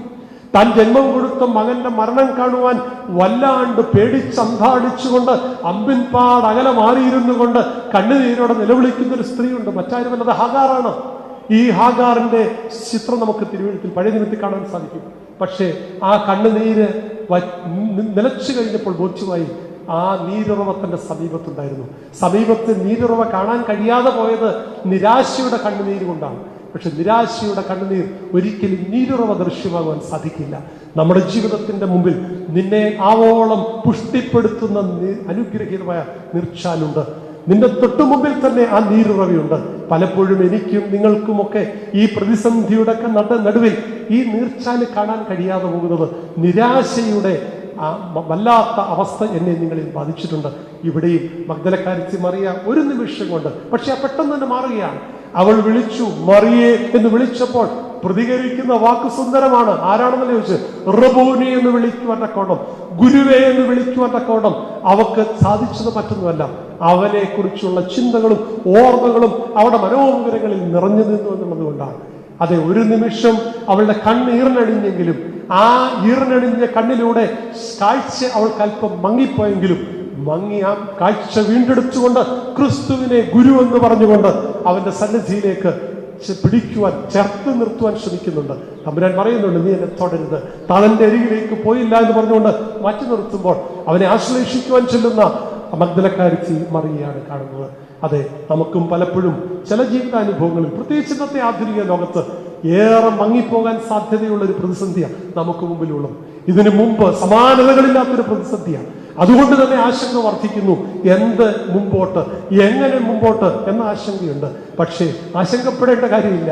അത് നിന്റെ കണ്ണിലെ വല്ലാത്ത തിമിരം ബാധിച്ചുകൊണ്ടുള്ള പ്രശ്നമാണ്. അത് നിന്റെ ദർശനം മങ്ങുന്നത് കൊണ്ടാണ്. നിനക്ക് ദർശനം മങ്ങാതെ സൂക്ഷ്മതയോടെ, വിശ്വാസത്തോടെ, ബോധ്യത്തോടെ ക്രിസ്തുവിലേക്ക് നോക്കുവാൻ സാധിക്കട്ടെ. ആ അനുഗ്രഹീത ശബ്ദം കേൾക്കാം. മറിയേ എന്ന് അവളെ അവിടെ വിളിച്ചെങ്കിൽ നിന്റെയും എന്നെയും പേര് ചൊല്ലി വിളിക്കുന്നൊരു ദൈവം, ഈ പ്രതിസന്ധി ഘട്ടത്തിൽ പേര് ചൊല്ലി വിളിക്കുന്നൊരു ദൈവത്തിന്റെ വളരെ ആർദ്രമായ ശബ്ദം നിനക്ക് കേൾക്കാൻ സാധിക്കും. ചെവി കൊടുക്കുവോ? നമുക്ക് ചെവി കൂർപ്പിക്കുവാൻ സാധിക്കണം. നിന്നെ പേര് ചൊല്ലി വിളിക്കുന്നൊരു ദൈവം. അതെ, ഭൂതബാധയിൽ നിന്ന് മുക്തിയായി ക്രിസ്തുവിന്റെ പിന്നാലെ അവൾ പോയപ്പോൾ പേര് ചൊല്ലി വിളിക്കുന്ന ക്രിസ്തുവിനെ മരണത്തിനപ്പുറമായ ജീവിതാനുഭവങ്ങളിലേക്ക് കൂട്ടിക്കൊണ്ടുപോകുവാൻ കഴിയുന്ന ഒരു ദൈവത്തിന്റെ സാന്നിധ്യം നമുക്ക് അനുഭവ്യമായിട്ട് തീരുവാൻ സാധിക്കുകയാണ്. ഇവിടെയാണ് നമുക്കും ദർശനമുണ്ടാകണം. മങ്ങിപ്പോകാനിടയാകും. ദർശനം മങ്ങുമ്പോൾ ക്രിസ്തുവിനെ കാണുവാനും ശബ്ദം കേൾക്കുവാനും നമുക്ക് കഴിയാതെ പോകും. ആ ദർശനം മങ്ങുവാനിടയാവരുത്. ദർശനത്തെ ദീപ്തമാക്കുമ്പോൾ നമുക്ക് ക്രിസ്തു സാന്നിധ്യം അനുഭവവേദ്യമോ നിന്റെ മുമ്പിൽ നിന്നോട് ചേർന്ന് നിന്നുകൊണ്ട് നിന്നോട് സംവേദിക്കുന്ന ഒരു ക്രിസ്തുവിനെ മുഖാമുഖം കാണുവാൻ തക്കവണ്ണം സാധിക്കും. അവൻ നിന്നോട് ഇടപെടും, നിന്നോട് സംസാരിക്കും എന്നുള്ളതിന് സംശയമില്ല. എന്റെ വാക്കുകൾ ചിന്തകൾ നിർത്തുകയാണ്. വീണ്ടും അവളെ രൂപാന്തരം പ്രാപിച്ച മറിയയുടെ ഒരു ഭാവം എന്ന് പറയുന്നത് വളരെ ശ്രേഷ്ഠമാണ്, വളരെ സുന്ദരമാണ്. രൂപാന്തരം പ്രാപിച്ച ഒരു അനുഗ്രഹീതമായ ചിത്രമാണ് രണ്ടാം ഭാഗം. ഞാൻ ആദ്യം ഓർമ്മിപ്പിച്ചല്ലോ, മറിയയുടെ രണ്ട് ഭാഗങ്ങളാണ്. മഗ്ദലക്കാരത്തി മറിയയുടെ ഒന്നാം ജീവിതാനുഭവം, ഒന്നാം ഭാഗം എന്ന് പറയുന്നത്, വാവഭാഗം എന്ന് പറയുന്നത് ഇരുളടഞ്ഞ ജീവിതാനുഭവം. മറുവശത്ത് രൂപാന്തരം പ്രാപിച്ച വലിയ പ്രതീക്ഷയുടെ, വലിയ പ്രത്യാശയുടെ, വലിയ സമർപ്പണത്തിന്റെ, എല്ലാം തമ്പുരാന്റെ സന്നിധിയിൽ സമർപ്പിക്കുന്ന മനോജ്ഞമായ സുന്ദരമായ ഒരു ദൃശ്യമാണ് കാണുവാൻ സാധിക്കുന്നത്. ഞാൻ വാക്കുഭാഗം വിടുകയാണ്. ഏഴാമത് വീണ്ടും നാം കാണുന്നത് പുനരുത്ഥാനത്തിന്റെ സന്ദേശമായി ഓടുന്നൊരു സ്ത്രീത്വം. എത്ര സുന്ദരമാണ്. 12 അപ്പോസ്തലന്മാർ തനിക്കുണ്ടായിരിക്കെ ഒരുപക്ഷെ ഈ ലോകത്തിന്റെ 2 തിമോത്തിയോസ് ലേഖനം 2-ാം അധ്യായത്തിന്റെ 8-ാം വാക്യത്തിൽ സുന്ദരമായി എന്താണ് സുവിശേഷമെന്ന് തിരുവചനത്തിൽ സൂചിപ്പിക്കുന്നുണ്ട്.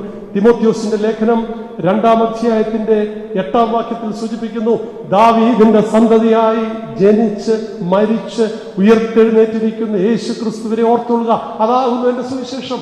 അങ്ങനെയാണെങ്കിൽ ദാവീദിന്റെ സന്തതിയായി ജനിച്ചവനോടൊപ്പം നടന്ന് മരിച്ചവനോടൊപ്പം നിന്ന് അവൻ ഉയർത്തെഴുന്നേറ്റപ്പോൾ അവന്റെ ഉയർപ്പിന് പ്രഥമ സാക്ഷിയാകുവാൻ ലഭിച്ച ഭാഗ്യം അവൾ തന്നെയാണ്. ലോകത്തിന്റെ ഈ സുവിശേഷം ആദ്യമായി അതിന്റെ വാഹകയാകുവാൻ തമ്പുരാൻ തിരഞ്ഞെടുത്തത്. എത്ര സുന്ദരമായ എത്ര പൂർണ്ണതയുടെ ദൃശ്യമാണ്! ഒരു ജീവിതത്തിന്റെ ജന്മസാഫല്യം ഇതിൽ പരമുണ്ടോ?